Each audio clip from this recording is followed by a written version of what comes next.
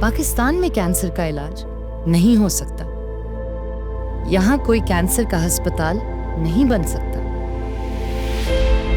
اور اگر بنا تو ہسپتال 3 ماہ سے زیادہ نہیں چلے گا. آج سے 30 سال پہلے شوکت خانم کینسر ہسپتال کو ایسے بہت سے نہیں کا سامنا تھا جسے ہم ہاں میں بدلتے چلے گئے. جہاں ایک ہسپتال کا بننا ناممکن تھا، وہاں 2 ہسپتال بنے بھی اور چلے بھی. اب پاکستان کا تیسرا اور سب سے بڑا کینسر ہسپتال بن رہا ہے کراچی میں.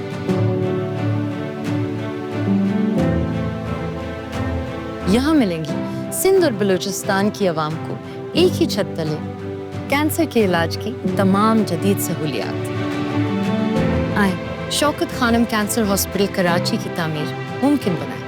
اپنے احتیاط سے ایک اور نہیں کو ہاں میں بدل کر دکھائیں.